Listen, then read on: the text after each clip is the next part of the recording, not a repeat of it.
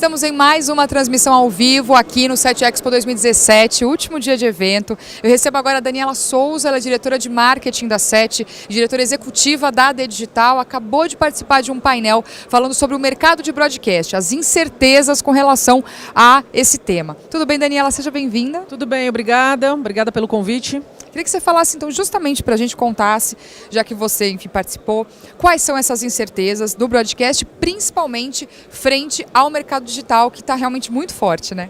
Muito bem. Bem, as incertezas são inúmeras, né? O que a gente estava conversando aqui há pouco é que quem tiver essa resposta ou várias respostas é aquela resposta que vale 10 bilhões ou 10 trilhões de dólares, né? Porque afinal o mercado ele vem sentindo um impacto muito grande que já não é mais novidade para ninguém. A gente tem usado até um desenho, vários palestrantes, que é um capitão chamado Capitão Óbvio, né? Então, quando alguém começa a falar, olha, mas a mudança dos jovens de hábito, né, tem transformado o mercado, a entrada das tech companies como Facebook, Google, Netflix, Amazon, entre outras. Então, essas coisas em relação a essa mudança que a gente vem vivendo são coisas já óbvias, né? A questão é, a gente passa um momento nessa indústria específica de mídia e entretenimento chamado de transformação digital. Então, o que se discute muito? A transformação digital, ela não está associada só à tecnologia, né? Comportamento também, né? Ou principalmente, né? Sem dúvida, comportamento e uma questão de mindset de negócio. Então, se a gente parte para uma empresa como a Amazon, como o Netflix, como o Google, que nativamente nasceram digitais, então quer dizer que a cultura dessa companhia foi estruturada dessa forma. Sim. Quando a gente olha para os grupos de comunicação e os grupos que são tradicionais, né? Se a gente trouxer para uma perspectiva de Brasil, ou até mesmo olhando no mundo como um todo, são empresas que existem muitas vezes há mais de 100 anos. Se a gente for olhar para os jornais impressos, por exemplo, né? Se a gente for olhar para a televisão, ela existe há quase 60 anos. Então é óbvio que ela começou o negócio dela e a modelagem do negócio dela em um cenário completamente diferente desse, né?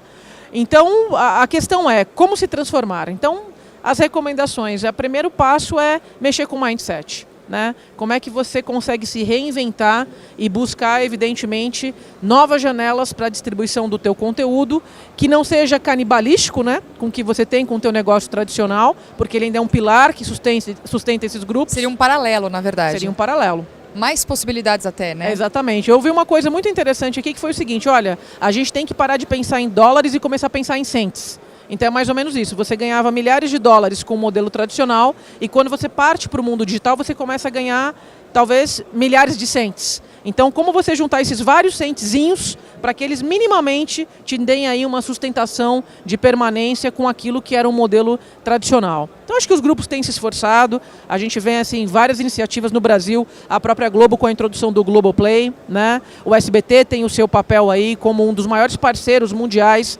do YouTube, né?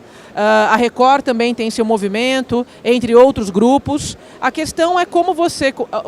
são os 3 pilares da transformação digital? O primeiro tem a ver com transformação do negócio, que é a questão do mindset. Você começar Sim. a pensar em criar um negócio digital dentro do teu grupo. A segunda é a experiência do cliente. Então, como nós, usuários, a gente conhece experiências digitais há mais de 10 anos, Sim. né? Então se você olhar para a internet banking, por exemplo, banco a gente usa há mais de 10 anos digital. Sim, é verdade. Né? Música, a gente escuta música digital há muitos anos. Então, já não se vê sem, né? Não se vê sem. Não tem como voltar, né? Não tem. Então, o que é o interessante disso? É que nós temos uma experiência que ela dá certo, ela funciona. E óbvio, quando você vai testar experiências digitais no mundo do audiovisual, você já tem algumas referências. Então a experiência do usuário ela é muito importante. Então por isso se busca hoje muito o uso de algoritmos, né? Como se as grandes tech companies fazem. Então como é que eu extraio informações que vão me ajudar a sugerir conteúdo recomendado para o meu eventual usuário? Customizado mesmo, Customizado. Né? É muito essa coisa da personalização, né? E o terceiro pilar da transformação digital tem a ver com automação das suas operações. Porque você tem que começar a produzir mais, gastando menos. Nossa, né? mas é um desafio, né? Exatamente, é um grande desafio. Então, é diante desse cenário que a gente se encontra. Caramba. Bom, vários desafios por um lado, mas também muitas possibilidades do outro, né? Sim, eu acho que tem espaço. A gente vê assim, alguns movimentos que têm dado certo. Então, uma das coisas que a gente citou no painel é um movimento, aí olhando lá para norte da América, para os Estados Unidos, recentemente não, no início do ano, a Comcast, que é a maior empresa de TV por assinatura, né, nos Estados Unidos, ela via, evidentemente, o Netflix como um dos seus grandes inimigos. Então agora estão cunhando um termo novo chamado frenemy, que é o quê? É um inimigo amigo. Então o que a Comcast fez? Ela resolveu trazer o Netflix para sua base, colocar dentro das suas caixinhas, igual as caixinhas que a gente tem no Brasil, da NET, da Sky. Que interessante. Então ela diz o seguinte, ao invés de eu perder o meu público com o conceito de churn, né, e perdendo assinaturas, é melhor eu trazer os meus inimigos para perto e compartilhar essa receita, né? Então esse é um movimento interessante que é da aproximação do mundo tradicional com os gigantes novos tecnológicos. Em contrapartida, a Disney, a semana passada fez um anúncio. Ela colocava todo o conteúdo dela, licenciava para o Netflix, e ela resolveu falar, olha, Netflix, não quero mais saber de você, né? Porque ela está lançando a sua própria plataforma de OTT. Foi um choque, né? Foi um choque.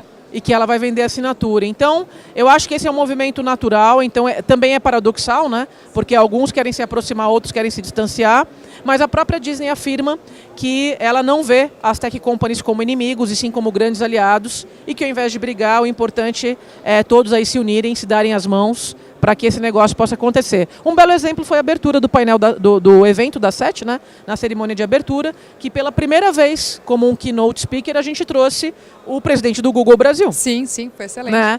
E ele pôde então contar essa história e como é que ele vê esse caminho de aproximação entre os grupos tradicionais e empresas como o Google. Excelente. Dani, obrigada pela participação. Eu agradeço também e até a próxima.